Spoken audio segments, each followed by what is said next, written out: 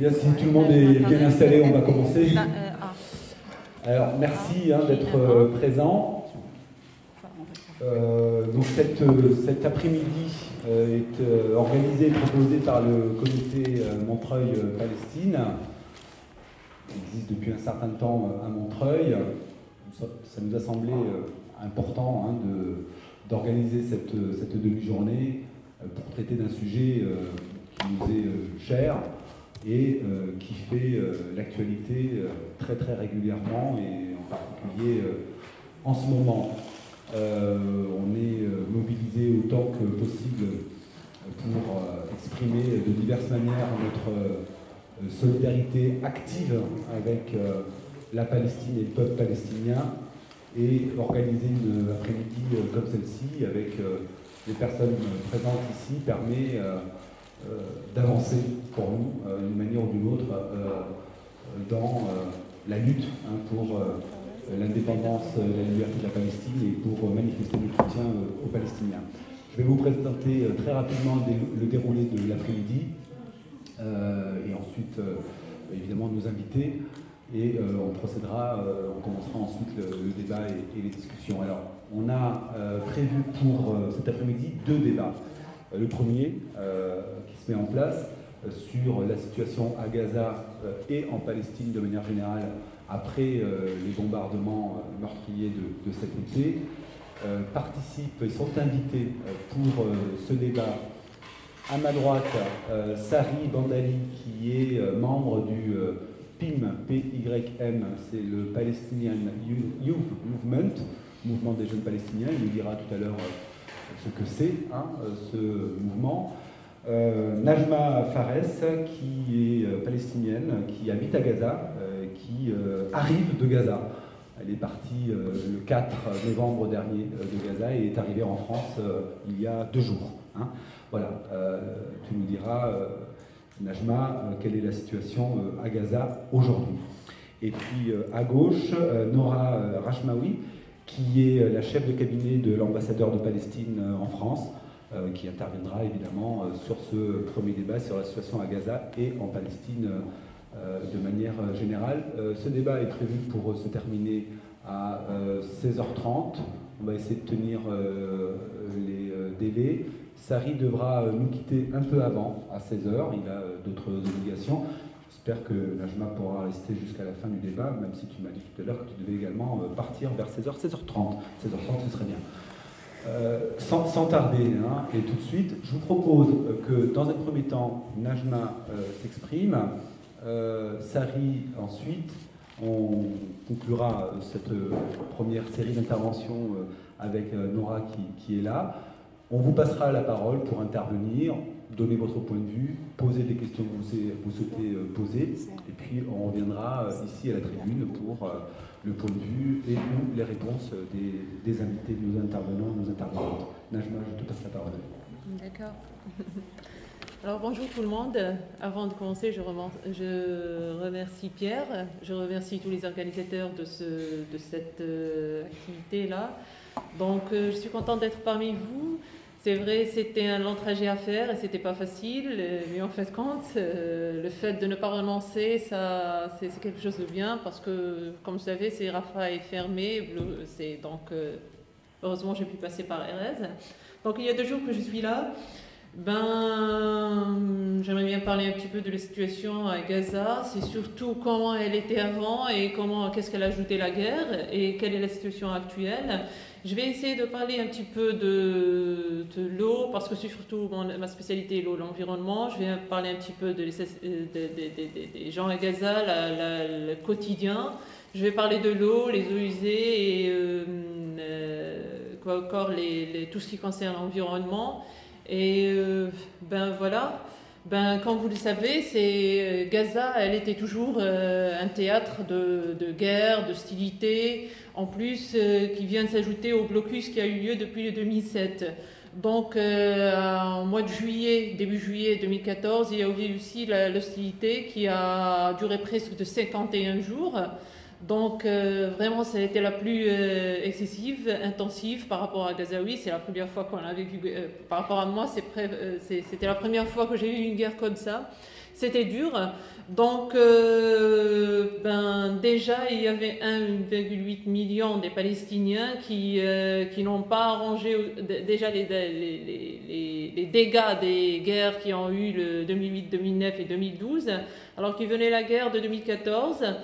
Donc, la situation, si on veut parler en général de la situation à Gaza, elle est catastrophique. Et même pour dire catastrophique, c'est peu, parce que déjà, là, on trouve des gens même qui sont dans les rues et sous les tentes, surtout qu'il y a l'hiver. Selon une organisation de coordination humanitaire, il y a des chiffres que 365 000 Palestiniens ont dû fuir leur maison durant la guerre. Il y a près de 280, même 219 000 qui sont allés héberger dans 87 des écoles des l'UNRWA, et les autres et des milliers d'autres qui n'ont pas pu être dans les écoles de l'UNRWA. Donc on les trouve, ils sont partis dans les écoles de gouvernementales, parce que comme vous le savez, à Gaza, il y a les écoles de l'UNRWA et les écoles gouvernementales, et il y a ceux ici qui sont allés héberger dans leurs proches, chez les maisons de leurs proches. Par exemple, il y avait les côtés est Gaza, c'est Shaja'ia, celle qui a été vraiment bombardée, et celle de Khuzara, c'est le est de Khan Younes. Ils ont été vraiment touchés. Donc presque ces villages-là, ils étaient comme les villages des fantômes, surtout durant la guerre. Alors, il y a aussi presque de 20 000 maisons qui ont été totalement, entre 10 000 totalement détruites et 10 000 quasi totalement détruites. Déjà la situation à Gaza, si on peut dire, elle était déjà grave à cause du blocus. Et la récente escalade, voilà, l'escalade des hostilités, ça a aggravé encore la situation. Donc la guerre, ça a touché soi-disant les guerres, ils ont touché, et surtout cette fois, elle a touché le secteur de l'agriculture, les stations des eaux et les stations de traitement des eaux usées. Elle a touché l'infrastructure surtout. Elle a touché, on a remarqué une pollution d'après les recherches et les rapports qui ont été faits. Il y a eu vraiment une haute pollution sur l'environnement et spécialement sur la mer de Gaza. Surtout ça a été dû c'était à cause de non-traitement des eaux usées, parce que les stations aussi ont été frappées, et à cause d'autres choses qui sont dues au blocus. Quand on parle du blocus, ça veut dire on parle de moins d'électricité, on parle de moins de maintenance. Donc on va exposer ça. En plus, il y avait un autre problème qui s'est s'ajouté, et vraiment qui a touché la santé des Gazaouis, c'était les déchets et les décharges. Voilà, donc d'ailleurs, nous si on parlait, par rapport à l'eau, j'aimerais bien parler à l'eau parce que c'est un sujet très délicat à Gaza. Donc avant, il y avait les violations de nos droits à l'eau. Alors comment je peux dire que le long des frontières, Israël, ça veut dire le long du fil des frontières à Gaza, il y a les Israéliens qui creusent leur puits là. Et c'est comme un peu qu'ils ont les terrains agricoles, donc ils siphonnent toute l'eau de Gaza. Donc on a un problème, un manque de l'eau potable. Donc c'est un peu volé l'eau de Gaza. Donc presque il y a 27 puits qui sont construits le long de la frontière. Donc on a une croissance, donc la nappe phréatique, elle est épuisée au fur et à mesure que l'augmentation de la population à Gaza. Il y a aussi l'exploitation des sources d'eau disponibles à Gaza. Donc, quand il y a un manque d'eau, quand il n'y a pas, ça veut dire il y a pas mal de terrains agricoles à Gaza. Donc, quand il y a un manque d'eau, alors les fermiers, qu'est-ce qu'ils font? Ils vont creuser des puits et fois c'est illégal, donc sans la permission de l'autorité. Donc, autre chose par rapport à l'eau, il y a la contamination des puits. Il y a la contamination aussi par rapport à l'utilisation excessive des engrais dans l'agriculture. Il y a aussi la contamination des eaux usées parce qu'elle est maltraitée. Et aussi, c'est dû aussi à le manque de maintenance pour ces stations de traitement des eaux usées. Ben aussi, j'aimerais bien parler d'une chose qui est injuste sur Gaza, c'est l'inégalité à l'accès de l'eau par rapport aux Gazaouis. Je parle là que les Israéliens, ils ont droit, chaque Israélien a droit à 3000 litres par jour d'eau. Par rapport aux Gazaouis, normalement, ça devait être 70 litres ils ont droit à 70 litres par jour par personne. Alors, durant la guerre, c'était bien qu'un Gazaoui il aura droit à 3 litres par jour. Et même, ça veut dire, chaque jour, on voyait, moi j'étais dans une région, on voyait tout le temps, c'était surtout les écoles de l'UNRWA et ils avaient des réfugiés, donc on voyait tout le temps les enfants avec les jerrycans.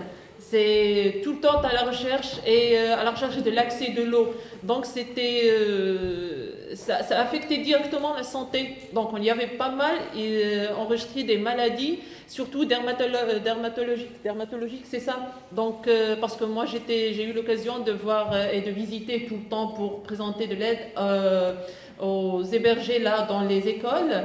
Donc il y avait pas mal de problèmes, c'est surtout les problèmes dermatologiques. Ok. Donc l'inégalité à l'accès, alors que l'Organisation mondiale de la santé recommande 100 litres par jour pour chaque personne. Donc on voit là l'inégalité à l'accès de l'eau des Palestiniens par rapport aux Israéliens. Où sommes-nous actuellement?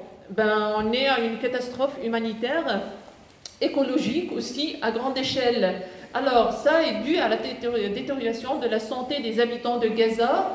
C'est lié à la pollution et la contamination de l'eau et la pollution de l'environnement. On est aussi à une catastrophe parce que là, Israël refuse de faire entrer les machines et les matériels nécessaires pour faire la maintenance, soit des stations des eaux usées, soit pour les petites stations d'épuration de l'eau. Donc, autre chose, même les matières, ça c'est des chimiques comme le chlore pour l'épuration de l'eau. Donc, Israël refuse de faire entrer des fois. On est aussi de la réduction de la quantité de l'eau qui doit être disponible à Gaza. Donc il y a aussi les bombardements, l'état de quasi-effondrement d'usines de traitement des eaux usées. Il y a la restriction israélienne sur la quantité de carburant. Ça c'est très important parce qu'il y a une seule station de génération d'électricité qui est à Gaza et on a toujours les problèmes d'électricité. C'est vrai, tous les habitants de Gaza souffrent de ça. Dernièrement, durant la guerre, presque il y en a passé des jours, même des quinzaines de jours, qu'on n'avait pas d'électricité durant toute la journée. Et le cas maintenant, c'est qu'on reçoit juste 6 heures d'électricité par jour. 6 heures 6 heures d'électricité on reçoit par jour. Et même durant ces 6 heures, il y a des coupures. Donc presque toute la vie à Gaza, presque elle est morte. Donc, et même on a besoin d'électricité pour faire travailler les stations d'épuration, les stations de traitement des eaux usées. Donc ça influence directement la contamination, l'environnement et la santé, parce que tout est lié. Il y a aussi l'inclusion militaire israélienne qui ciblait directement l'infrastructure de l'eau et des eaux usées. Il y a aussi l'augmentation du prix inabordable de l'élimination de l'eau et des eaux usées. Autre chose, si on veut concernant l'eau, alors si on veut évaluer les dommages, ça arrive à plus de 34 millions de dollars qui a touché les puits de Gaza. Plusieurs puits ont été détruites, plusieurs stations de traitement des eaux usées ont été touchées à Gaza. Il y a aussi les réservoirs d'eau, il y a aussi les usines de désalination et il y a aussi les réseaux d'eau. Et bien sûr, ça a été sur toute la bande de Gaza. Alors, avant, normalement, c'était de 60 000 à 80 000, les Gazaouis devaient avoir accès, c'était 140 000 qui devaient avoir accès, les Gazaouis, à l'eau, mais durant la guerre et même avant la guerre, c'est plus moins que 60 000 à 80 000 de mètres cubes d'eau. Donc ça, c'est et même l'eau qui existe, elle est contaminée. Elle est contaminée soit par les nitrates, soit par la salinité. Ça veut dire, parce qu'il y a l'intrusion de l'eau saline, de l'eau de mer, qui s'infiltre dans les puits de Gaza, donc on a deux problèmes. Le premier problème, c'est les nitrates qui dépassent les 550 dans les puits de Gaza, alors que l'Organisation mondiale de la santé, elle recommande, c'est pas qu'elle recommande, les normes sont de 50 mg par litre. Alors à Gaza, ça dépasse les 550, ça les nitrates. Et ça cause des problèmes, surtout pour les enfants, les blue baby ou les enfants, les bébés bleus. Voilà.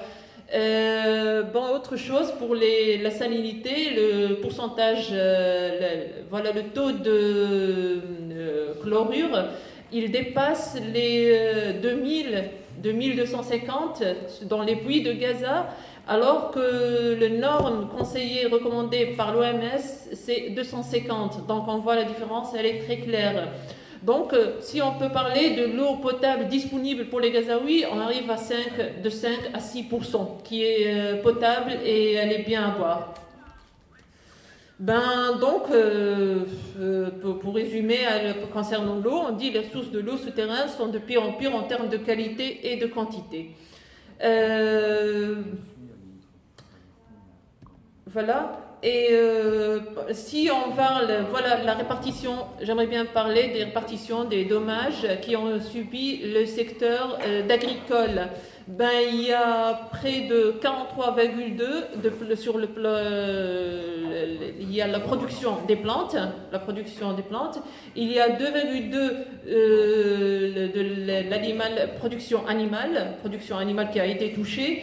Il y a pour l'infrastructure, il y a 30,9% qui a été touché durant la guerre, et le domaine de la pêche, 2,2% a été touché, et on peut estimer, l'estimation des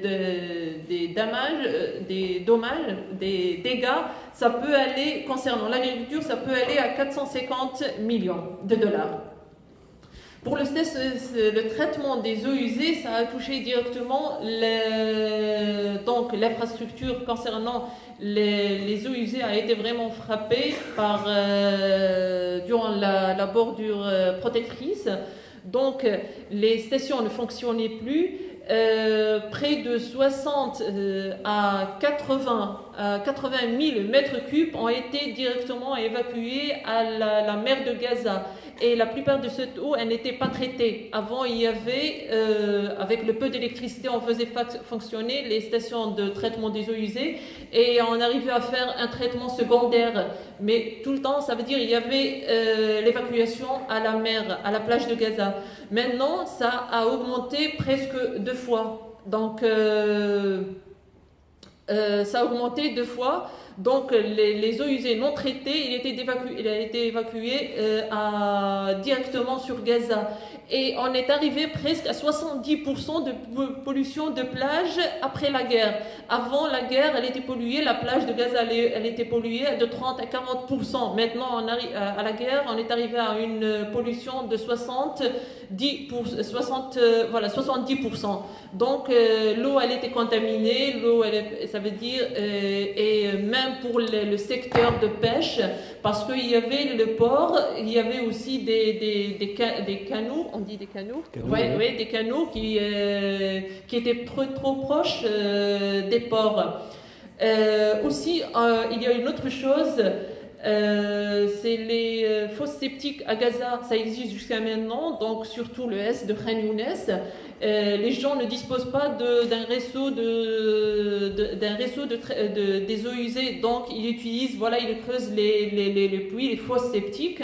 Il y a presque Gaza 40% des Gazaouis, ça veut dire ils sont branchés au système des fosses septiques. Et ça, quand la municipalité elle fonctionne, ça veut dire le service des eaux usées à la municipalité ne fonctionne pas bien, donc on a des problèmes à retirer des eaux usées, donc on les voit directement dans les rues, donc ça cause des problèmes de santé, surtout pour les enfants. Donc voilà, autre chose, c'est Autre chose, j'aimerais bien parler, c'est la vallée de Wadi Gaza. C'est un problème, sûrement ceux qui ont visité Gaza avant. C'est la vallée qui vient des collines de Khalil. Donc vraiment c'est une catastrophe écologique qui vient s'ajouter à la pollution de l'environnement, parce qu'il y a la région du centre de Gaza, il y a beaucoup de petits villages qui ne disposent pas de système de réseau des eaux usées, donc il évacue directement à la vallée de Gaza. Vallée de Gaza, elle passe directement, c'est juste surtout, il y a je crois 16 déversoirs qui évacuent dans le Wadi Gaza, et le Wadi Gaza, il passe directement par la route principale de Gaza, c'est Salah ad-Din, et elle passe directement à la plage. Donc ceux aussi, il y a une remarque, ceux qui passent par la rue Salah ad-Din, de toute façon c'est la rue principale et presque la seule de Gaza, donc ils ne peuvent pas passer parce qu'il y a l'odeur qui est vraiment... ouais, voilà. De toute façon, moi j'ai photo, mais j'aurais bien aimé qu'il y aura mais pas grave. Et autre chose qui vient s'ajouter par rapport à Wadi Gaza, c'est qu'en 2010, il y a les côtés israéliens qui ont ouvert les barrages de leurs eaux aussi, des eaux usées, parce qu'il y a des réservoirs qui passent dans le côté israélien. Ils l'ont ouvert et ça a touché vraiment. Il y avait des inondations, des maisons parce que il y a des gens qui habitent sur le côté de Wadi Gaza. Donc il y a eu des dizaines de maisons ont été inondées. Et donc même les gens qui vivent là-bas, il s'ajoute à leurs soucis, voilà, ils vivent toujours dans la crainte que les Israéliens ouvrent le barrage. Je passe là aux déchets aussi, qui est un autre problème qui touche l'environnement et surtout la santé des Gazaouis. Les déchets qui se composent de 80% des déchets domestiques. Il y a de 1,1% de sang et de fluides corporels. Il y a 16,4% de déchets infectieux pathogéniques le taux était élevé durant la guerre parce que dû aux blessés et le total de morts qui a été vraiment excessivement élevé. Et il y a c'est moins de 1% d'autres radioactifs ou déchets de produits chimiques. Donc là j'ai des chiffres, environ 2 millions de tonnes de débris résultés dans la démolition. Ça c'est les débris qui s'ajoutent, des maisons qui s'ajoutent aux déchets solides qui existaient. Donc presque c'est dû à 10 000 maisons, presque plus de 20 000 maisons qui étaient détruites.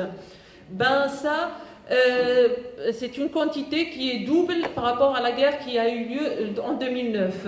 Donc, et c'est dû aussi à la quantité d'explosifs qui a été estimée à 3000 tonnes, 3 fois montant utilisé dans les agressions de 2009. Donc, les quantités des déchets solides qui se sont accumulés dans les rues, donc c'était vraiment un phénomène catastrophique. Alors on voyait directement, il y avait encore des décharges qui ont été ouvertes.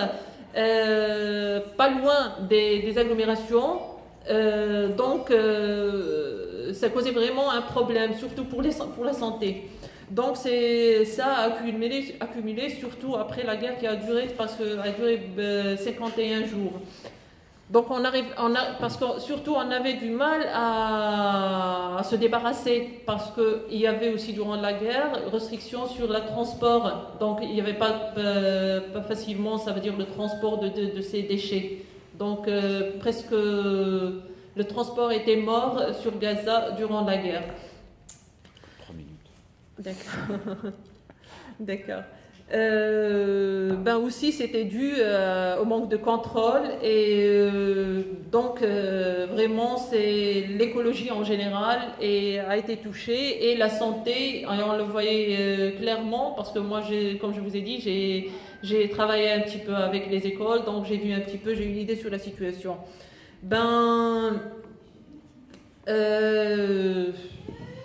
C'est presque tout. Si je peux ajouter les problèmes qui ont eu lieu pour les décharges. les déchets solides, la municipalité a été obligée de mettre le feu dans ces déchets. Donc on a eu pas mal de problèmes sur la santé qui touchaient l'irritation du système respiratoire et elle a entraîné aussi des symptômes de l'asphyxie et des maladies chroniques et surtout le cancer. Voilà un peu tout, mais j'aimerais bien insister aussi qu'il y avait aussi des déchets dangereux qui venaient des hôpitaux et le taux était vraiment élevé, comme je vous ai dit, c'est à cause des taux élevés des morts et des blessés. Voilà, c'est un peu la situation à Gaza. En fait, quoi qu'on dit, c'est pas suffisant parce que on n'arrive pas à dire tout parce qu'il y a toujours plein de choses. Si on parle en détail, il y a plein de choses à dire. Mais c'est voilà en général. Voilà, et merci. Merci. Il y a beaucoup de choses à dire. Je pense que de toute façon, dans le débat, on va continuer à développer un peu la situation sur Gaza et puis plus largement sur la Palestine. Je vais passer la parole à Sari Bandali du Palestinian Youth Movement. Alors, Sari, dis-nous en quelques mots peut-être ce qu'est le Palestinian Youth Movement et quelle est ton appréciation en tant que membre du Palestinian Youth Movement sur la situation à Gaza, justement. D'accord. Alors, je suis donc membre du Palestinian Youth Movement, donc le mouvement de la jeunesse palestinienne. Très rapidement, c'est un mouvement qu'on a créé en 2006, un mouvement transnational, donc on a des branches un peu partout en Europe, aux États-Unis, en Palestine, dans les pays arabes. Et c'est né en 2006, un peu dans un vide de structure pour nous, jeunes Palestiniens qui voulions nous impliquer et avoir un rôle actif dans la lutte pour la libération de la Palestine. Donc, ça a été beaucoup porté par les Palestiniens de la diaspora notamment, mais également beaucoup dans les camps de réfugiés. Voilà, ça vise à donner une conscientisation, une formation politique pour les jeunes Palestiniens partout où ils se trouvent, à leur donner les moyens de se structurer et d'agir où ils se trouvent dans le sens de la libération de la Palestine, et donc beaucoup de remettre sur la table les sujets de libération de la Palestine, de retour. Donc c'est des thèmes fondamentaux sur lesquels nous on travaille, et en premier lieu au sein de la communauté palestinienne, avec des rencontres, des échanges, des formations, mais aussi, voilà, comme aujourd'hui, auprès de la solidarité avec notre lutte. Alors sur Gaza, ce qu'on a vécu cet été, c'était effectivement quelque chose d'exceptionnel, par l'ampleur, par la violence et l'ampleur des destructions. Et l'exposé de Nadia est intéressant parce que voilà, ça nous montre qu'en fait, quand on parle de la destruction de Gaza, on a l'habitude d'avoir des statistiques très, très brèves sur le nombre de maisons détruites, bien sûr le nombre de martyrs, le nombre de blessés. On est conscient que c'est horrible, mais quand on va dans le détail, dans tel ou tel sujet, on se rend compte que c'est beaucoup plus profond et à quel point la situation à Gaza est dure. Moi j'aimerais ajouter un point un peu plus sur la situation politique. Parce que cette guerre cet été a été exceptionnelle aussi par la force, la vigueur de la résistance palestinienne. Nous, c'est là-dessus qu'on a insisté pendant tout l'été.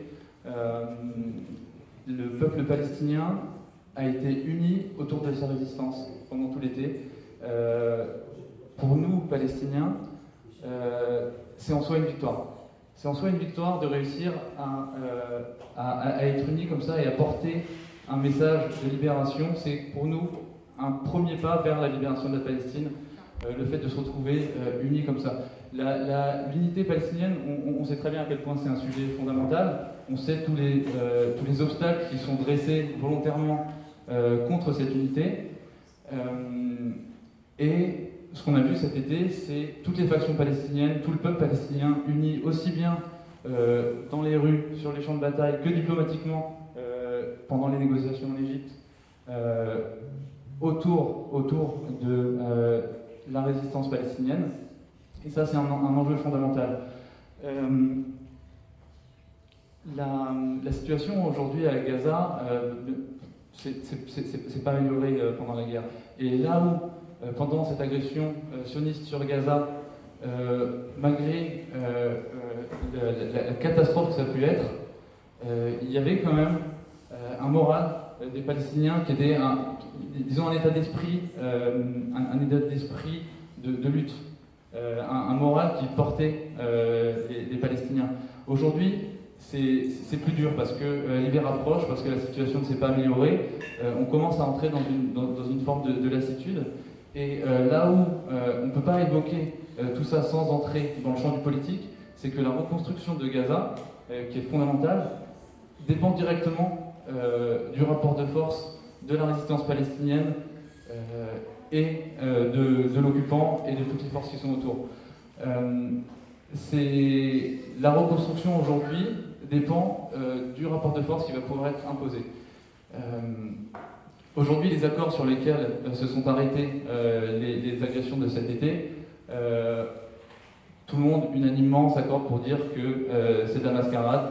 Le rapport de l'UNRWA mentionne qu'il faudrait, au rythme auquel les camions peuvent entrer dans Gaza, 50 ans pour reconstruire la bande de Gaza.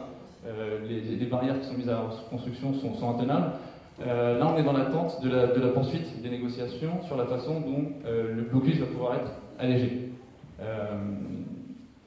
Il devait y avoir pour ça la reprise des discussions en Égypte il y a 2 semaines, fin octobre, qui ont été reportées à cause de ce qui se passe dans le Sinaï et qui devraient redébuter. Ce qui avait été annoncé, c'était le 15 novembre. Et donc en fait, voilà, faut pas oublier que tout l'enjeu il est là. Tout l'enjeu il est sur la levée du blocus de Gaza. Il est sur ce qu'on va pouvoir obtenir, ce qu'on va pouvoir imposer à l'occupant israélien. Et on dit bien imposer, et là on est bien dans des questions de rapport de force sur le terrain à Gaza, ici en France et dans le monde entier, par la pression qu'on peut mettre sur Israël, parce que c'est seulement comme ça qu'on va pouvoir obtenir des résultats.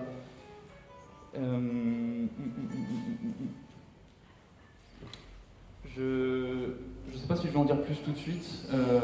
Après, dans le débat. On pourra revenir sur beaucoup de ces points dans le débat, je pense. Ouais. Ok. Merci, Sari. On fait un tour d'horizon. Voilà, on y reviendra dans le débat. Je vais passer la parole maintenant à Nora Rachmaoui, qui est donc la chef de cabinet de l'ambassadeur de Palestine en France. Donc Nora, sur la situation à Gaza, avant, après, d'élargir plus globalement sur la question de la Palestine, la question palestinienne dans son ensemble. À Gaza, voilà, Najma nous a dit quelle était la situation matérielle, et en particulier du point de vue des eaux, du traitement des eaux, des déchets. Ça nous a fait part également du point de vue du PIM. Les perspectives pour Gaza, l'état d'esprit de la population, les discussions politiques autour de la situation à Gaza. En quelques minutes, Noah, s'il te plaît, où on en est? Oui, bonjour à tous. De toute façon, bien sûr, intervenir après Nejma, c'est un peu difficile parce qu'elle nous a décrit la situation. Ça marche? Oui. Elle nous a décrit la situation d'une façon vraiment affreusement juste. Moi, ce que j'ai envie de dire, je ne vais pas vous faire... Pardon. Ce n'est pas un cours d'histoire que j'ai envie de faire. C'est simplement rappeler la réalité. Gaza, c'est la Palestine. Gaza, ce n'était pas un camp de réfugiés dans le passé. Avant 1948, Gaza, c'était une ville. C'était des villes, c'était des champs, c'était des gens qui vivaient chez eux. Avec la Nakba, il y a une grande partie des Palestiniens du sud de la Palestine, donc de région de Jaffa jusqu'en bas, qui ont émigré, qui se sont retrouvés enfermés dans ce camp. Dans ce camp, je ne veux pas utiliser des mots qu'ils sont apparemment des labels, mais donc du coup, ils ont été enfermés dans cette zone avec une densité de population et avec des conditions. Ça a été annexé, donc je vous rappelle, pour les plus jeunes, ça a été annexé à l'Égypte jusqu'en 67. Donc depuis 67, où il y a eu la guerre de 6 jours, où la Gaza a été intégrée dans la zone géographique Grande Palestine historique, mais occupée par Israël pour la plus grande partie, même les zones aujourd'hui qu'on appelle les zones A, qui sont les villes qui sont sous autorité nationale palestinienne, et sont à 2 pas de soldats israéliens de l'intervention de l'armée israélienne. Donc la situation aujourd'hui à Gaza, bien sûr qu'il y a tout ce qui se passe avec les agressions et les guerres successives, parce que bon, il y a effectivement les 3 grandes 2007, enfin 2008, 2012 et 2014, mais il y a tous les jours des agressions. Il y a tous les jours des agressions par différentes façons. Il y a les agressions militaires, mais il y a aussi les agressions sur la vie même. Ces gens-là qui sont enfermés dans ce territoire, qu'on appelle les Gazaouis, mais c'est les Palestiniens. Il ne faut pas oublier qu'il n'y aura absolument aucun règlement d'un problème à Gaza sans un règlement intégral de problème de la Palestine dans son intégralité. Aujourd'hui, on nous dit, oui, mais on a rendu Gaza, on s'est tiré de Gaza. Les Israéliens disent, sauf qu'ils ont laissé Gaza. Comment ils ont laissé? Ils ont monté un scénario machiavélique. Ça revient aux premiers scénarios qui ont été imposés par Ben Gurion avec Golda Meir par la suite, c'est l'opération ethnique. C'est la façon de rendre la vie tellement impossible, tellement insoutenable, tellement détruite que les gens ils sont obligés soit de partir, soit de mourir. Donc aujourd'hui, on est devant quelque chose de vraiment inconcevable. Inconcevable, on ne peut même pas imaginer que même s'il y a un cessez-le-feu qui va durer 10 ans, on ne peut même pas imaginer que les gens ils vont vivre. Les gens ils sont en train de mourir à petit feu.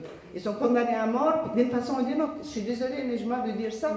C'est vrai, quand on voit cette jeunesse et quand on voit cette volonté de vivre et ce sourire qui est encore sur son visage, on dit mais comment ils vont vivre ces gens-là?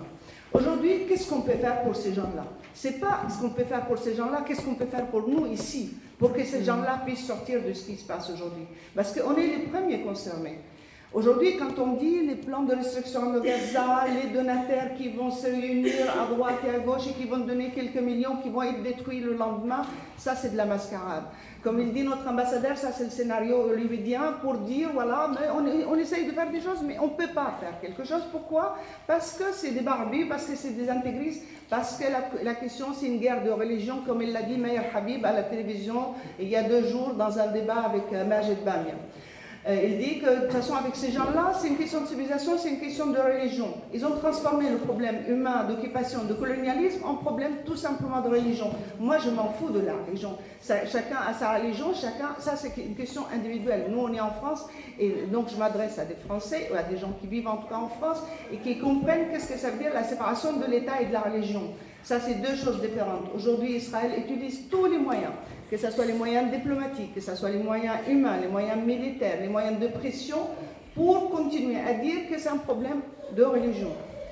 Et c'est ça qu'il faut vraiment... Ça, c'est le grand piège, dans lequel on est quand même tombé un peu dans ce piège-là, parce que jusqu'à maintenant, la Palestine, on ne pouvait même pas imaginer qu'il y aurait une division dans la société palestinienne et qu'il y a des Palestiniens qui tirent sur d'autres Palestiniens. Sauf qu'ils ont réussi à mettre le virus de la division chez nous pendant quelques années.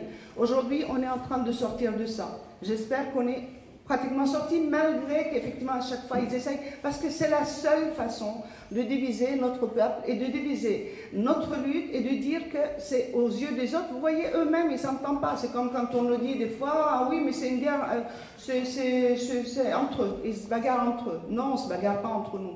On se bagarre avec des armes israéliennes, avec des armes américaines, des armes françaises, chez nous en Palestine. Donc aujourd'hui, moi, ce que j'ai envie de dire, après tout ce que Nejma a dit, c'est continuez ce que vous êtes en train de faire, continuez ce qu'on est en train de faire ici en France. La pression que les collectivités locales, les députés, les sénateurs, la société civile dans son ensemble, les militants dans leur ensemble, ils sont en train de faire sur notre gouvernement français, parce qu'elle est partie prenante dans ce conflit. Ce n'est pas un problème, ce n'est pas une exportation de conflit, le conflit il part d'ici.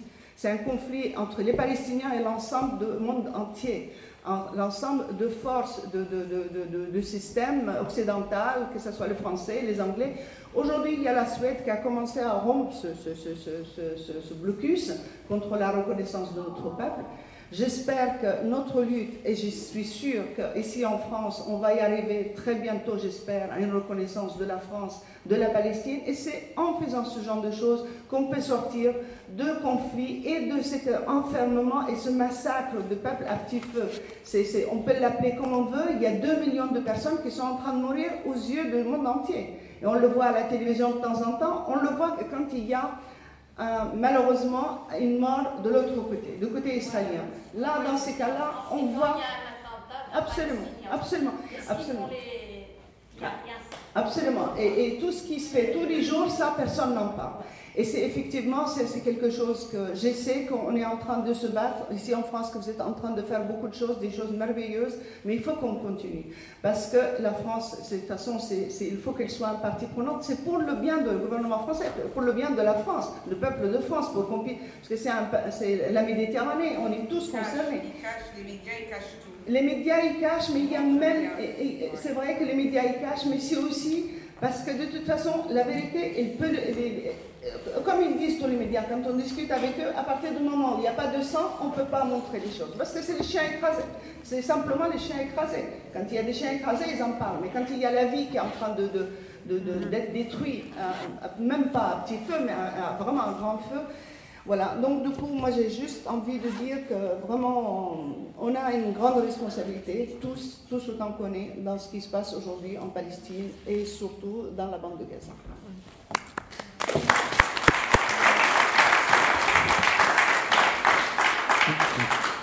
Merci Nora. Bon voilà, maintenant on va vous laisser la parole pour intervenir, donner votre point de vue, poser des questions à nos intervenants.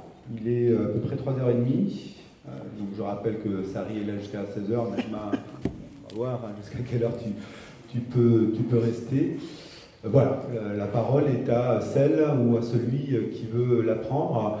Ce que je vous propose, c'est que voilà, il y ait quelques interventions, questions. On revient ici à la tribune pour que nos intervenants puissent répondre ou donner leur point de vue, que ce soit sur la situation politique ou sur la situation matérielle à Gaza. Et c'est vrai que l'exposé de Najma est très révélateur de choses dont on n'entend pas parler. Ce qui fait la vie quotidienne des gens, l'eau, l'électricité, on n'a pas parlé de la nourriture, mais peut-être qu'on en parlera, bref, les déplacements, etc. Il y a la vie quotidienne des gens, puis il y a effectivement ce qui l'organise d'une certaine manière, c'est-à-dire la question politique. Voilà. Donc la parole à celle ou celui qui veut la prendre. On évoquera ensuite, juste, et j'arrête là après, la question de la Palestine de manière plus générale, pas seulement concentrée sur Gaza, mais où on en est en Cisjordanie, à Jérusalem, où en ce moment c'est extrêmement tendu, ça fait l'actualité tous les jours. Dans un deuxième temps, après que vous aurez répondu aux questions et aux interventions, on évoquera ce second temps dans le débat. Voilà, donc 5-6 intervenants, Philippe. Justement, en parlant de la nourriture, avec le blocus, comment arrive la nourriture? Parce que je pense que la production n'est pas suffisante, la densité. Et j'avais une question par rapport à l'exposé. Parce que je comprends qu'il y a deux écoles différentes, donc gouvernementale et l'autre. Nora, c'est les écoles de l'ONU. C'est les écoles de l'ONU, c'est surtout les réfugiés, les réfugiés, les camps. Ouais. C'est surtout les habitants des camps, ils ont des écoles, c'est de l'ONU, donc ils ont droit d'aller juste dans les écoles de l'ONU. Et il y a les autres habitants, ils ont c'est ce qu'on appelle les écoles du gouvernement. Voilà. C'est spécial pour les camps, oui. Et pour la nourriture, on va prendre plusieurs questions, puis après on reviendra. Si, je note. Moi, je voudrais parler de la résistance. Alors c'est vrai que la résistance a été absolument exemplaire et puis même tout à fait étonnante. Tout le monde était surpris de la force de la résistance du Hamas et du djihad islamique, qui ont vraiment maintenant développé des méthodes et des techniques et des tactiques extraordinaires, des stratégies formidables, qui construisent leurs propres roquettes avec l'aide de l'Iran et de la Syrie, et qui vraiment avec les tunnels, ont fait des choses absolument incroyables contre une puissance militaire qui les dépassait 1000 fois. Et donc, je voulais savoir comment elle se restructure après la guerre, parce que bien sûr, beaucoup de roquettes ont été envoyées, et donc, ce qui leur en reste. Comment est-ce qu'ils se réorganisent et comment est-ce qu'ils se repréparent, comment est-ce qu'ils peuvent arriver à construire les tunnels à nouveau sans avoir de fer qui rentre, bien sûr parce qu'Israël empêche l'arrivée des matériaux, et donc comment la résistance se restructure. Je voudrais aussi poser la question de la reconnaissance de la Palestine par la Suède. Moi, ça me fait doucement rire, parce que à mon avis, mais je voudrais savoir le vôtre, C'est comme vous avez dit tout à l'heure, de la mascarade, parce que naturellement, il n'y a plus de Palestine. Hein, c'est évident qu'ils la reconnaissent maintenant qu'il n'y en a plus, comme on a reconnu les Indiens d'Amérique quand il n'y en avait plus. Sauf que là, on est là quand même. Oui, on est là. On répondra. Je parle de l'État, madame. Je ne parle pas des Palestiniens, je parle de l'État de Palestine. Comment est-ce qu'on peut faire un État de Palestine aujourd'hui dans la situation qui règne sur le terrain? C'est ça que je parle. Hein. Je ne parle pas des Palestiniens. Les Palestiniens, on est tous admiratifs de leur résistance, de leur résilience, de leur courage, de leur créativité. On est tous admiratifs. C'est un exemple pour le monde entier, les Palestiniens. C'est un exemple. Mais l'État de Palestine, dans la situation où il est aujourd'hui, c'est-à-dire avec Gaza d'un côté et les territoires occupés de l'autre et les morcellement par les colonies, comment est-ce qu'on peut reconnaître un État palestinien? Je pense que c'est de la mascarade. Voilà, je voulais votre avis. Oui, juste si les personnes peuvent se présenter quand elles interviennent, s'il vous plaît. Je m'appelle Dominique et je milite avec un site pro-palestinien qui s'appelle Info-Palestine, qui fait sur le net une présentation de la situation en Palestine et donne la parole aux Palestiniens, justement. Hein, parce que beaucoup de sites pro-palestiniens, on n'entend que des non-palestiniens sur ces sites. Hein.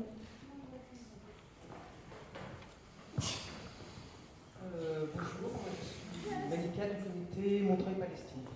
Ma question concerne surtout la rivalité Hamas-KP et l'autorité palestinienne et le Fatah. Et j'aimerais savoir, il a été dit, il a été supposé, on a pensé que l'intervention israélienne sur Gaza avait comme raison d'être aussi de gêner la possibilité d'une rencontre Hamas-Fatah.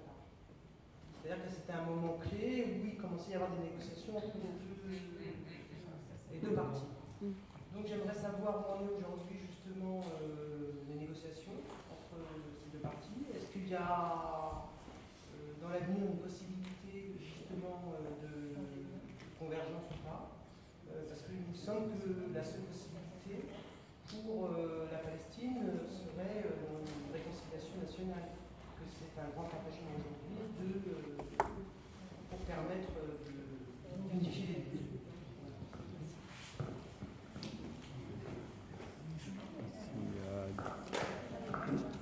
Est-ce qu'il y a d'autres personnes qui souhaitent prendre la parole? Encore un ou deux intervenants? Non? Bon. Je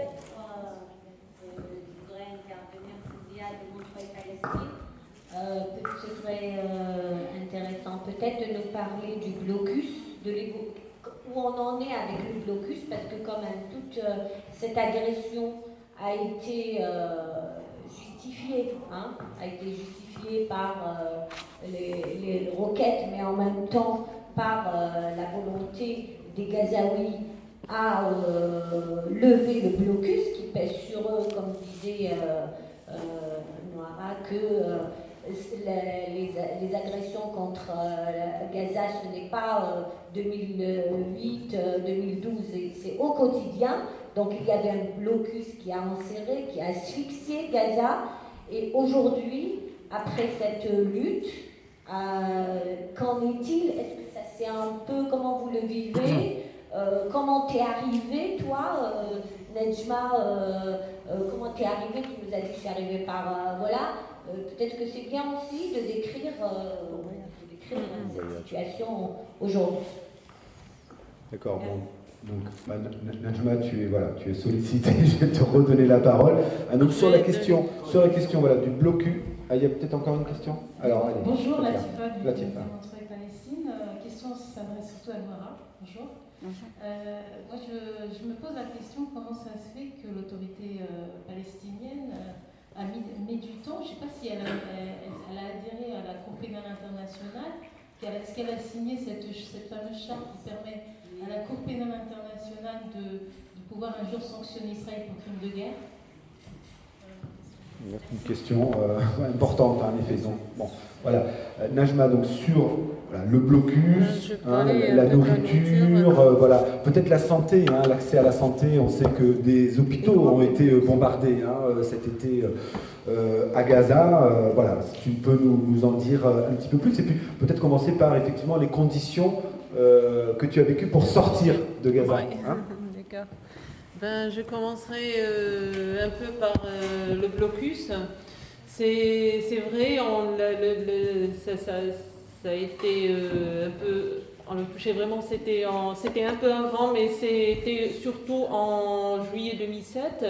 Donc depuis, c'est vrai, on le touchait dans la vie quotidienne.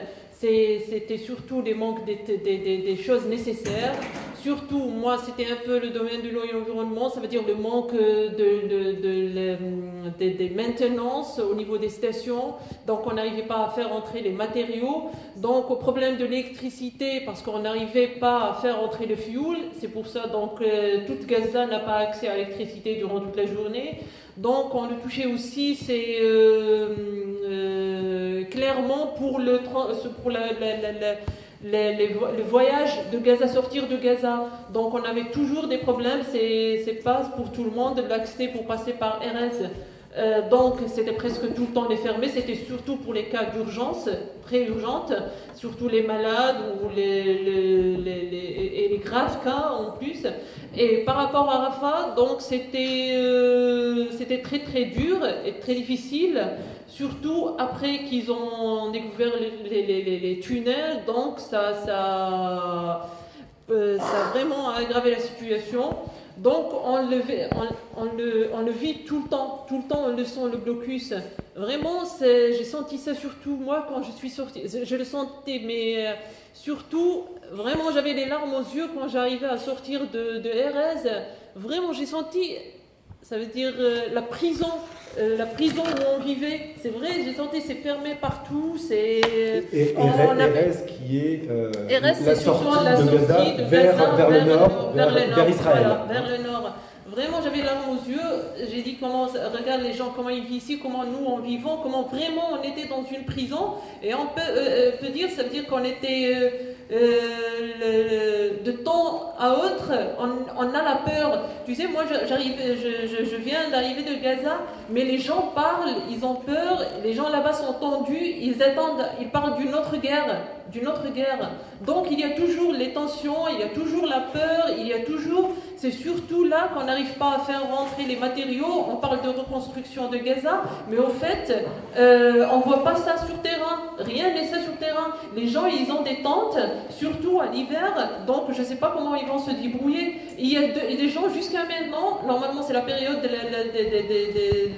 la période scolaire, c'est pour les enfants. Alors, avant, il y avait peut-être 40 enfants, 40 élèves dans la classe. Maintenant, ils sont peut-être, ça arrive au double. D'accord? Pourquoi? Parce que les écoles, on n'a pas pu libérer toutes les écoles. Parce que les écoles, il y avait les réfugiés durant la guerre. Maintenant, on n'arrive pas à les libérer. Et même les écoles, ils étaient touchés. Ils étaient bombardés. Pas mal d'écoles étaient touchées. Donc, même les élèves, ils sont dans des conditions. Ça veut dire il y a la pluie. Quand il y a la pluie, ça veut dire il y a de l'eau par terre. Et en même temps, mais il y a aussi la volonté de vivre. Il y a aussi la volonté de continuer.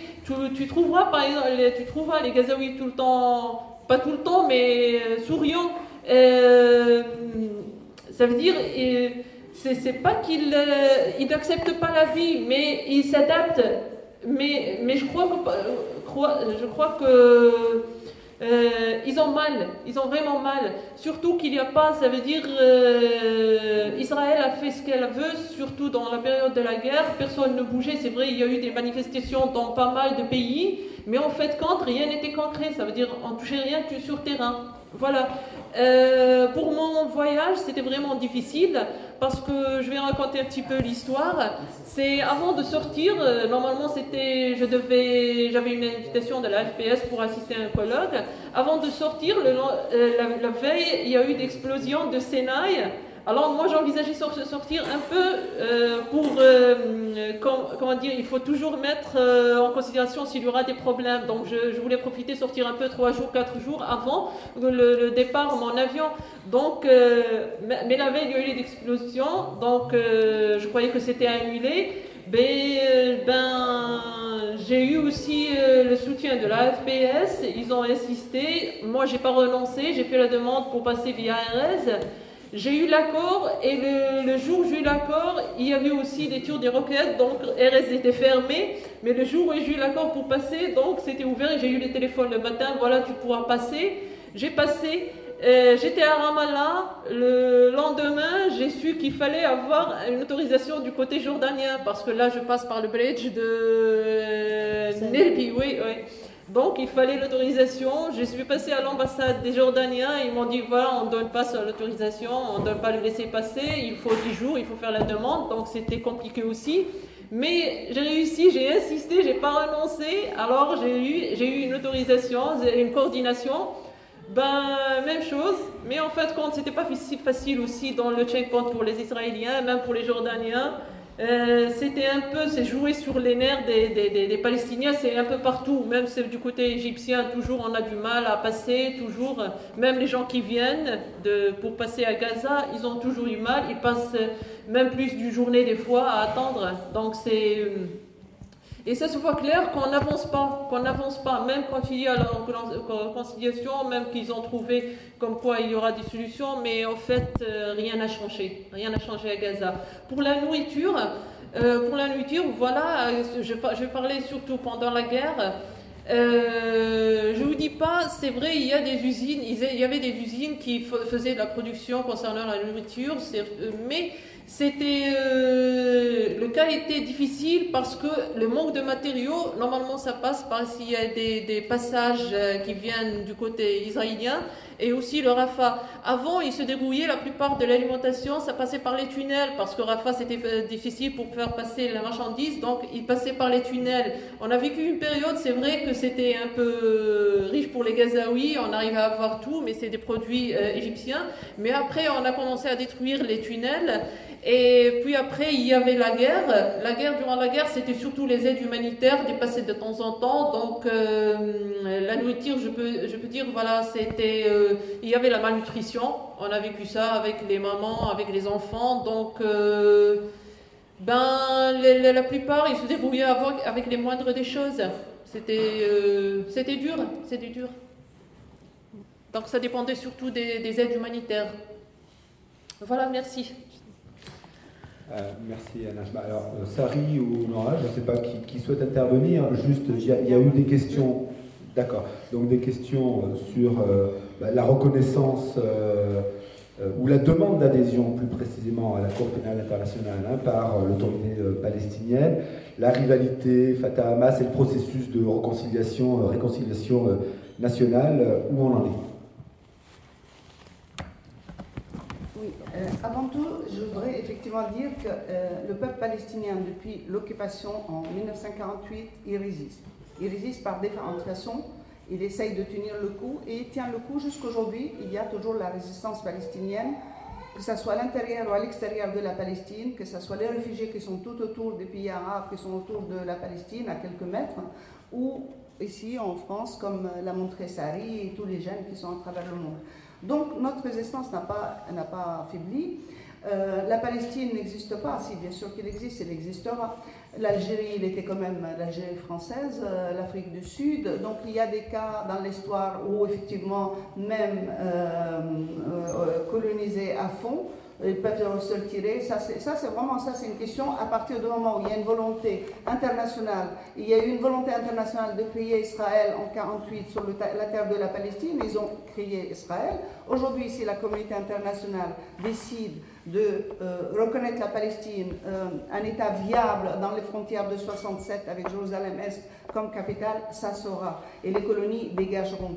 Ça c'est pas des choses, on ne s'arrête pas à ça. À partir du moment où ça sera un agenda palestinien, palestino-palestinien, pas un agenda ni iranien, ni ceci, ni cela, quand il sera un agenda palestinien dirigé par les Palestiniens pour l'intérêt des Palestiniens, effectivement, on y arrivera. Et je n'ai pas dit mascarade pour la reconnaissance de la Suède, non, je n'ai pas dit mascarade. Là, au contraire, c'est quelque chose, un très grand pas, et c'est quand même quelque chose qui est précurseur d'une reconnaissance européenne. Je vous signale qu'il y a une réunion des ambassadeurs de Palestine en Europe bientôt, dans quelques jours, à La Haye, justement, où il y aura apparemment plus que simplement la Suède qui reconnaîtra la Palestine. Et ce jour-là, il sera quand même grâce à notre lutte à tous ici. Donc je pense qu'effectivement la résistance palestinienne, il existe. La souffrance palestinienne et la destruction de notre peuple, notamment à Gaza et en Cisjordanie, il existe aussi. Je ne peux pas dire que c'est une victoire, ce qui s'est passé. J'ai dit qu'il y a des gens qui sont en train de souffrir. J'ai dit simplement on résiste, on a résisté et on tiendra le coup encore. Mais je n'appellerai pas ça une victoire quand je vois toute la destruction qu'il y a. La victoire sera quand la communauté internationale arrêtera de se payer notre tête et arrêtera de travailler et de marchander sur notre dos et de reconnaître notre État effectivement, complètement. Et ce jour-là, j'espère qu'il est très proche. Donc, pour répondre à Latifa par rapport à la vision, ben, comme tu sais, on a adhéré à 15 conventions de l'ONU, on a adhéré à 15 organismes. Il manque le dernier qui est le plus important pour nous. Et justement, ce n'est pas un hasard qu'il est encore resté peut-être jusqu'à maintenant, bien que moi je souhaite que c'était fait déjà depuis longtemps.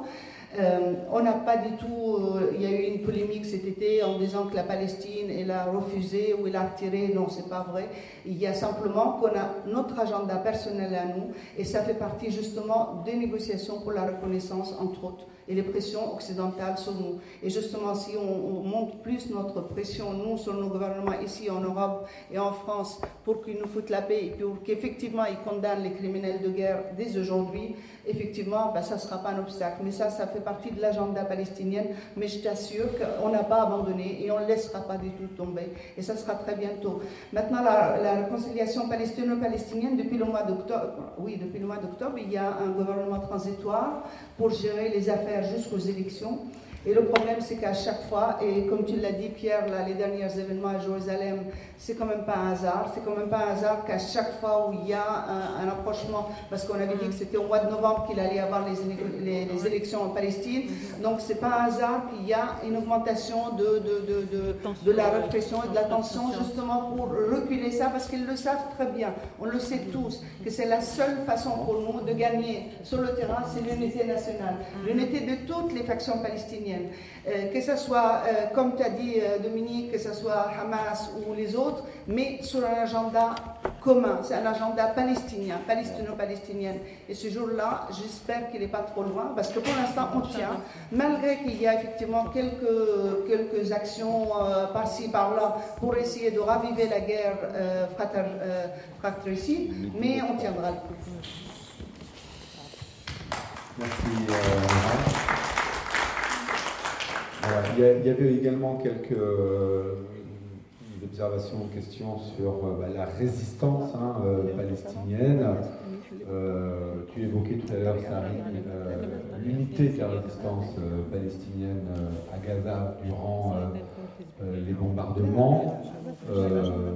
Bon, voilà, il y a peut-être une appréciation plus générale à avoir sur cette résistance, qu'elle soit politique et ou armée. On sait que la représentation politique entre guillemets des Palestiniens est diverse. Il y a effectivement deux grandes organisations qui sont le Fatah et le Hamas. Il y a aussi le djihad islamique, ça a été évoqué. Je pense aussi au FPLP qui fait partie de la résistance. Quel est le point de vue du PIG sur le sujet? Oui, je vais répondre à ces questions sur la restructuration, la reconstruction de la résistance palestinienne après la guerre. C'est d'autant plus fondamental quand on comprend l'agression sur Gaza comme s'inscrivant dans la volonté de mettre à genoux cette résistance. Ça, c'est un point très simple et très clair à comprendre. Quand Israël vise délibérément des maisons, des mosquées, des écoles, alors évidemment, c'est pas des accidents, mais l'idée qui est derrière, c'est de mettre le peuple à genoux. Et le message envoyé, c'est laisser tomber la résistance. Vous ne tiendrez pas face à cette destruction. Donc le but, clairement, et il a été annoncé, c'était de mettre la résistance à genoux. On a parlé de détruire les tunnels, on a parlé de désarmer le Hamas, et c'est en ça qu'il y a un enjeu fondamental à faire en sorte que la résistance tienne. Elle a tenu sur cette dernière guerre de manière héroïque, d'autant plus quand on connaît les jeux géopolitiques autour. elle était isolée. 2014, c'est pas 2012, notamment parce que suite au changement de régime en Égypte, donc la résistance à Gaza s'est retrouvée isolée. Malgré ça, elle a réussi à tenir. Alors, qu'est-ce que ça veut dire reconstruire la résistance et en fait faire en sorte qu'elle puisse à nouveau tenir? Parce que inévitablement, il y aura d'autres confrontations. En fait, il y a deux points. Il y a le point matériel humain et il y a le point, disons, diplomatique. Sur le plan matériel, effectivement, c'est très dur. Alors, on parle du nombre de roquettes, par exemple. Donc, personne ne sait réellement combien de roquettes il reste à Gaza. Et de toute manière, c'est des choses qui se reconstruiront. On parle de construire les tunnels. Effectivement, il n'y a plus de fer. Et là, depuis quelques mois, la reconstruction des tunnels a repris en utilisant, en fait, pour remplacer les matériaux de construction qui manquent, enfin, je ne sais plus si on appelle ça de la terre cuite, mais de la toux chauffée, voilà, pour solidifier les tunnels. Donc, voilà, on fait ce les résistants sur place font ce qu'ils peuvent pour ça. En termes humains, alors, le Hamas, donc je cite le Hamas comme étant une des organisations de la résistance, sachant que ça va effectivement bien au-delà, mais a lancé disons des campagnes de recrutement, de comités, je ne sais plus comment ils appellent, mais des comités populaires de résistance. Et là, l'état d'esprit de la résistance est encore vif, et les gens ont répondu de manière très enthousiaste. Donc ça se restructure, ça se remet en place. L'âme de la résistance, également, c'est vrai à Gaza, c'est vrai en Cisjordanie, et en fait, bon, on en parlera certainement, mais c'est lié aussi. Tout ce qui se passe à Jérusalem est lié également. Mais ensuite, le vrai défi, plus que matériel, il est diplomatique. Qui sont aujourd'hui les alliés de la résistance? Quelles sont ces armes diplomatiques? Qu'est-ce qui fait que... comment on peut faire en sorte qu'elles ne se retrouvent pas isolées? Et ça, c'est fondamental. La résistance palestinienne complètement isolée et en plus enclavée à Gaza pourrait très bien ne pas tenir aux prochaines agressions. Et c'est là qu'est tout le défi, en fait, pour la résistance palestinienne. Défi d'autant plus dur quand on sait la guerre que lui livre le régime actuel égyptien. Donc là, il y a une vraie question. Et si on veut revenir, par exemple, à la France, il est fondamental, pour faire en sorte que la résistance ne soit pas isolée et puisse tenir face à cet agresseur qui s'est à mettre à genoux, de pouvoir désenclaver la résistance, faire en sorte que la résistance ne soit pas isolée. Et par exemple, c'est faire en sorte que le Hamas ne soit plus considéré comme une organisation terroriste par l'Union européenne. Le Hamas est sur la liste des organisations terroristes, c'est une organisation de résistance. Les conséquences matérielles, matérielles et politiques sont très dures à assumer. Ça participe de l'isolement de la résistance palestinienne. Ce n'est pas tout, mais ça y participe. C'est le genre d'action ou de choses qui peuvent faire en sorte que la résistance va pouvoir se renforcer, se poursuivre. C'est le sujet de la liste d'organisations terroristes. Je vais mettre ça aussi en parallèle avec la question de la reconnaissance de l'État palestinien par la Suède et potentiellement par la France aussi, on en parle en ce moment. L'État palestinien est reconnu par 130 ou plus, 135 États, voilà, la plupart depuis 88, depuis la déclaration d'indépendance. Alors, si on ne veut pas être trop cynique, on peut dire que si la France reconnaît l'État de Palestine, c'est positif en tant que signe d'un basculement de rapport de force.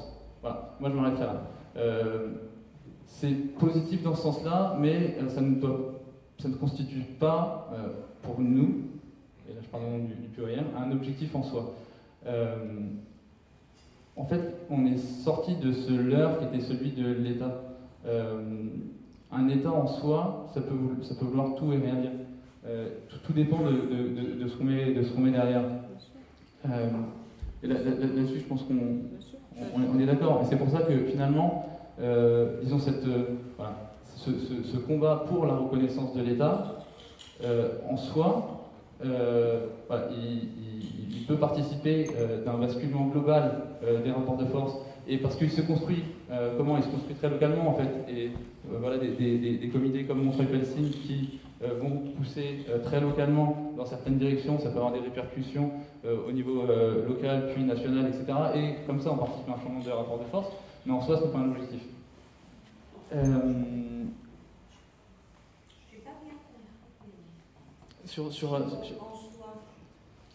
D'accord. Voilà. Alors, très clairement, aujourd'hui, on ne demande pas un État. Nous, jeunes Palestiniens, on ne demande pas un État. C'est pas comme ça qu'on formule une demande. On travaille à libérer la Palestine de son occupant. Et cette nuance est fondamentale dans la façon d'aborder les problèmes, dans la façon de s'adresser aux instances internationales, au public solidaire, etc. C'est quelque chose de fondamental. Donc c'est pour ça que, si vous voulez, la question de la reconnaissance de l'État, c'est un sujet qui peut être intéressant à travailler, mais ça peut aussi être un piège si on s'en arrête là et on ne pousse pas la démarche jusqu'au bout dans le sens de la libération de la Palestine.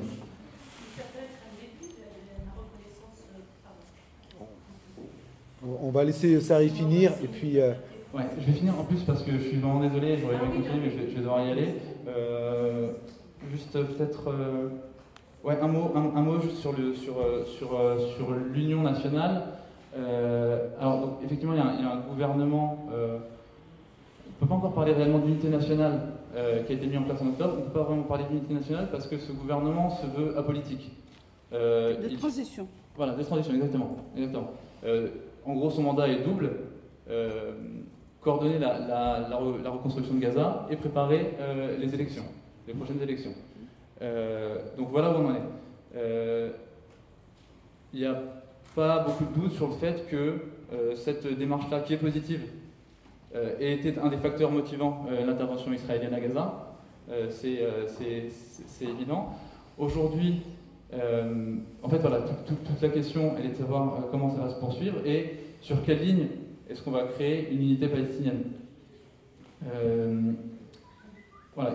Nous, en tant que jeunes Palestiniens, cette unité elle est fondamentale, on ira nulle part sans. Mais tout le boulot, c'est de se dire quelles sont les lignes sur lesquelles on va se retrouver en tant que Palestiniens. Voilà. Je vais bien juste rebondir juste. Je pense que ça doit marcher. Oui, je vais juste rebondir sur quelque chose. Vous voyez, là, on est sur la même tribune et la Palestine, on a différentes voix. Je pense qu'effectivement, en Palestine, jusqu'à maintenant, c'est un des pays où il y a quand même une démocratie, où il peut y avoir des points de vue différents, mais on est tous pour un seul combat, c'est effectivement la Palestine. Alors maintenant, les moyens d'y arriver, chacun, bien sûr que ça, c'est un gène. Moi aussi, quand j'étais jeune, je disais la même chose que toi. Je ne veux pas dire que toi aussi tu vas devenir, mais c'est un point de vue que je respecte complètement et c'est effectivement, c'est quelque chose, c'est une façon d'aborder la question.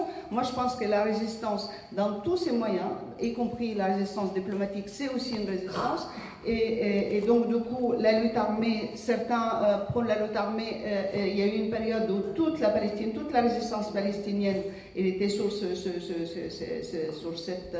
objectif, hein, sur cette idée-là. Aujourd'hui, je pense qu'effectivement, ce qui est important, c'est pour ça que je réagis tout de suite, tu as dit, ça dépend quel État. Ce n'est pas l'État en soi. Bien sûr que je ne pense pas qu'on veut... moi, je ne rêve pas d'un Iran, je ne rêve pas de Daesh. Je rêve d'une Palestine libre, laïque, démocratique. Effectivement, quel État qu'on veut construire en Palestine, ça c'est quelque chose de très important. Et quand j'insiste sur laïque, peut-être qu'on ne l'appellera pas laïque parce qu'on va nous dire laïque c'est un concept occidental, on ne veut pas de ça chez nous, mais moi je veux simplement que la religion politique ne prend pas le pas sur la démocratie, sur la liberté individuelle et sur une société pour l'ensemble de notre peuple, pour vivre ensemble dans une société multiple. La Palestine, c'est multiple jusqu'à maintenant et je ne veux pas du tout, en tout cas moi, ça c'est mon point de vue, je ne veux pas n'importe quel État en Palestine, je veux effectivement, c'est pour ça que tu as dit ça, les moyens d'y arriver, on en discute. C'est vrai qu'aujourd'hui, le gouvernement qui existe aujourd'hui, en Palestine, on ne peut pas dire qu'il y a quelqu'un qui est apolitique. On est tous politiques, même quand à la naissance, on est tous politiques parce qu'on vit dans un contexte politique. C'est un gouvernement qui, disons, pas affilié à telle ou à telle organisation politique. C'est simplement ça. Et effectivement, c'est un gouvernement pour arriver à des élections politique et effectivement une vraie représentation. Et là-dessus, je pense qu'on peut être d'accord.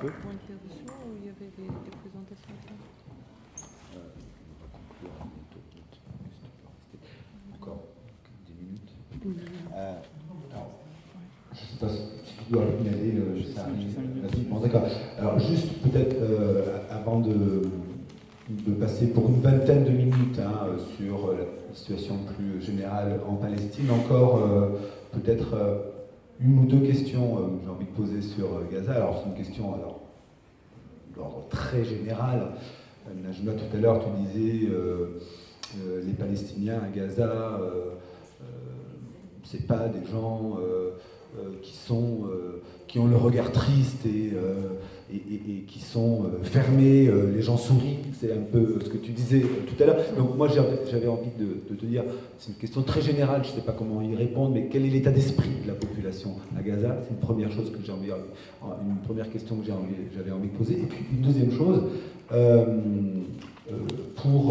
lors de bombardements, bordures reprises de cet été, à la fin, et pour arrêter ce bombardement et conclure un cessez-le-feu, il y a eu des négociations qui ont eu lieu en Égypte, où toutes les factions et toutes les forces représentatives des Palestiniens étaient présentes. Il y a eu, semble-t-il, un accord de cessez-le-feu qui a été conclu et qui, notamment, est censé alléger les conditions du blocus de Gaza, tant en mer, pour ce qui est des permis de pêche, et notamment de la distance autorisée aux pêcheurs palestiniens sous contrôle israélien d'aller pêcher loin en mer, et puis également, je crois, un accord au moins sur le papier ou oral sur les types de fournitures livrées, que ce soit par Eretz et puis par Rafah sur la frontière égyptienne. Rapidement, est-ce que tu peux nous dire pour la première question. Pour la première question, le fait de dire voilà que les Gazaouis sourient, ça veut dire pas, ça reflète pas ce qu'il y a dedans. C'est vrai, mais il y a les Gazaouis, il y a des années et des années qui sont en escalade d'hostilité. Donc à chaque fois, s'ils vont résigner, donc il y aura plus personne qui sera normal, qui trouvera quelqu'un normal qui vit à Gaza. Mais ils ont toujours la volonté avec le peu, ça veut dire ils adaptent, mais au fond, mais plutôt soi-disant qu'ils n'ont pas d'autre chose, ça veut dire qu'ils n'ont pas une alternative pour l'instant. Les gens par exemple qui ont eu les maisons détruites, ils n'ont pas d'alternative. C'est vrai, ils essaient de lui présenter des aides, il y a des tentes, mais c'est pas suffisant. Mais en même temps, c'est là-dedans, alors je vous assure que dans chaque maison à Gaza, ça veut dire il y a une souffrance, il y a eu soit des blessés, soit des martyrs, soit ces terrains ont été touchés. Donc, les peines des Gazaouis sont beaucoup, mais il y a toujours aussi la volonté de continuer de vivre et de survivre aussi. Voilà, c'est surtout ça. D'accord. Au revoir.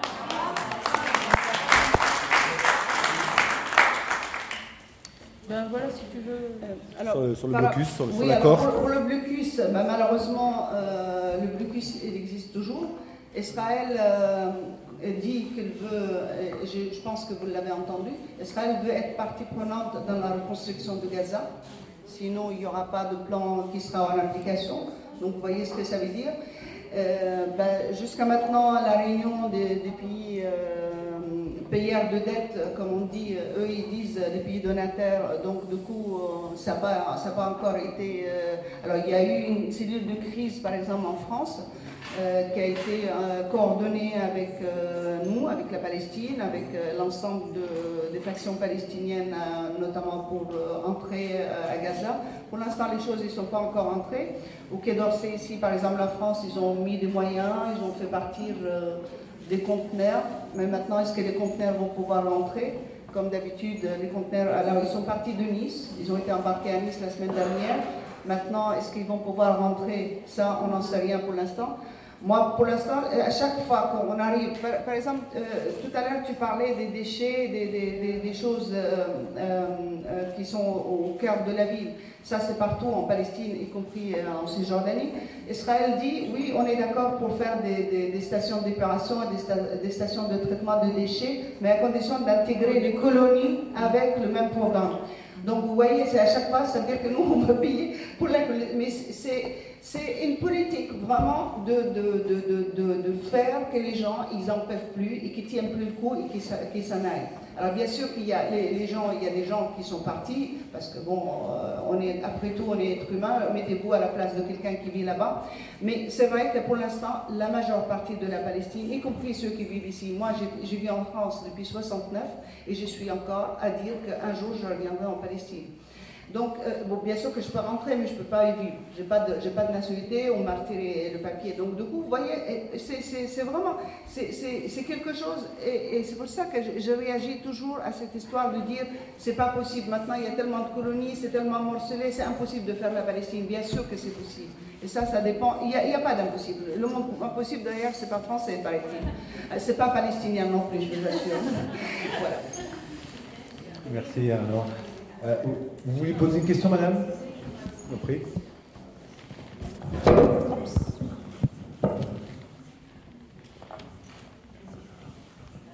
Bon, je me présente, je m'appelle Salia. Bon, ça m'arrive des fois d'aller à des manifestations et tout. Et je voulais savoir, par exemple, comme j'ai un peu aidé dans le Secours islamique, dans le CDSP, mais je voudrais, par exemple, pour aider les Palestiniens, la meilleure solution. Parce que des fois, il y a des organisations qui nous disent qu'il vaut mieux envoyer, par exemple, directement des dons chez des personnes. Mais comment, par exemple, avoir ces personnes pour aider le peuple palestinien directement, au lieu de passer par les associations? Je peux répondre franchement. Moi, je te donne un exemple que j'ai vécu par exemple durant la guerre.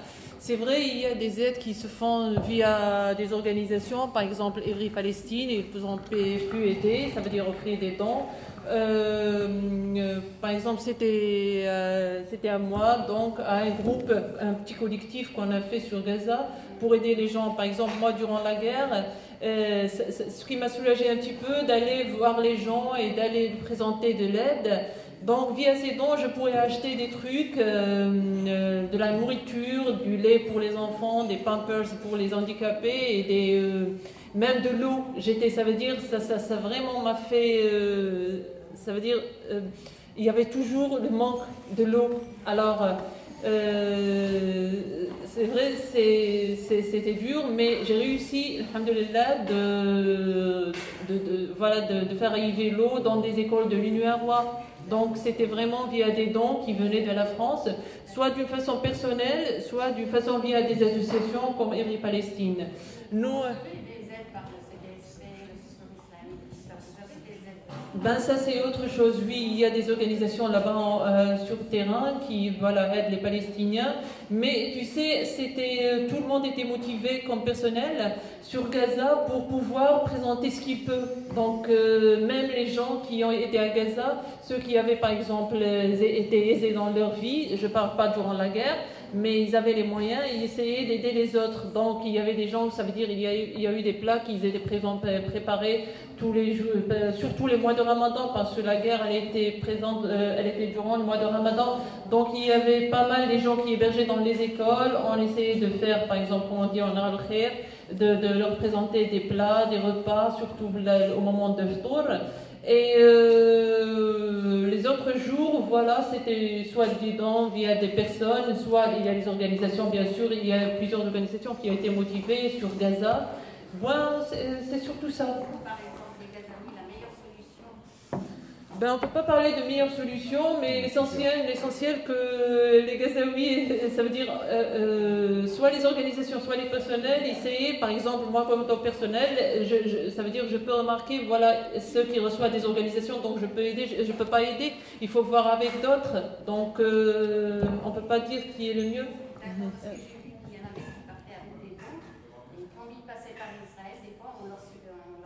Prenez. Il y en a qui ont dit qu'ils n'arrivaient pas à passer avec les dons qu'ils avaient récoltés ici.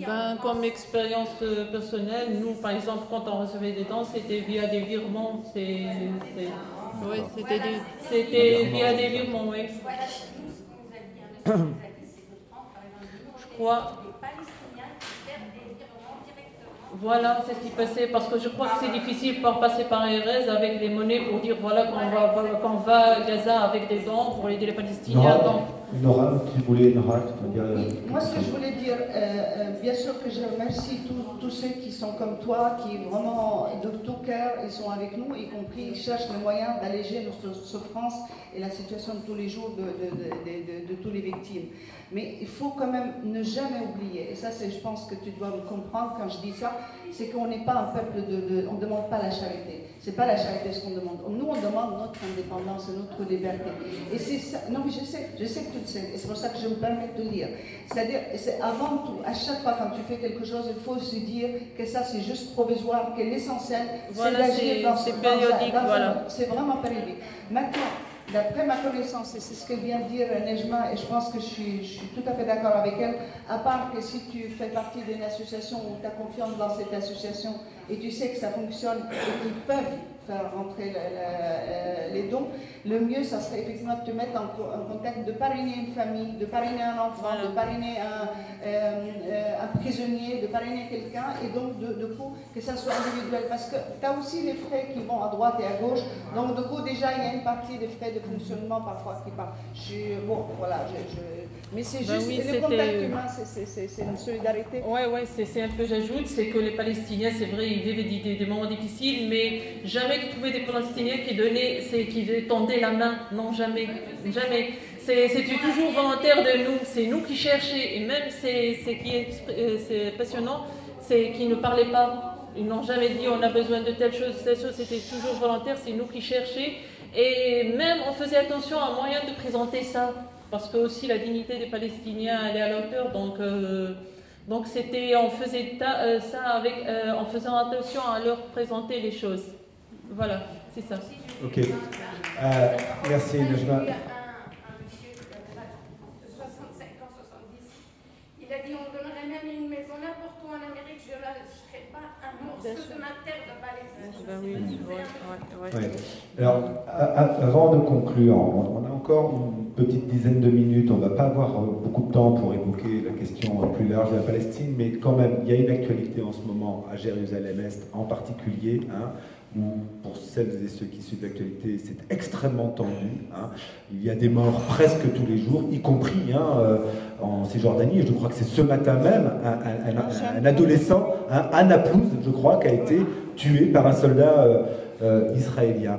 Mais à Jérusalem... y compris en Palestine 48 aussi, y compris à l'intérieur, de côté de Nazareth. À Nazareth, exactement. Qu'est-ce qui se passe en ce moment à Jérusalem-Est? Voilà, Nora, si tu peux nous dire... Voilà. Qu'est-ce qui se passe? Que révèlent ces tensions? Qu'est-ce qui est en jeu? Comment les choses sont organisées, si elles le sont? Voilà, comment ça peut évoluer cette situation? Et puis, je vous proposerai, parce qu'on va être limité par le temps, de conclure sur ton exposé sur la situation à Jérusalem. On fera une pause. Je reprendrai juste avant la pause la parole pour faire une annonce ou donner une information. Et puis après, on reprendra le deuxième débat. Mais en fait, c'est exactement ce que je disais au début quand je parlais de la religion politique. Israël, au début, quand elle a commencé à faire la judaïsation de l'État d'Israël, elle a enflammé, elle a mis un virus de religion politique dans la région, et il y a eu une surenchère. L'islam, c'est devenu la même chose. Hamas a été le porte-parole un peu de cette tendance-là. Et Israël continue. Et le problème, c'est qu'à un moment ou à un autre, ça arrive qu'on perd le contrôle de ce genre de choses. Parce qu'aujourd'hui, il y a une extrémisation de droite en Israël.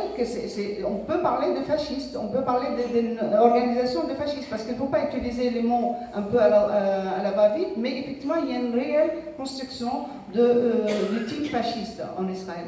Et ces gens-là, qui sont leur étendard, c'est la religion, c'est la judaïsation. Donc, du coup, La mosquée, ça a été fait sur le fameux temple. Je suis aussi archéologue, donc du coup, je sais qu'on a les fouilles qui ont été faites jusqu'à maintenant. Il n'y a pas eu une seule fouille qui montrait qu'il y avait à cet emplacement-là. Mais on sait qu'à chaque fois, les lieux sacrés, ils ont été sacrés durant les siècles.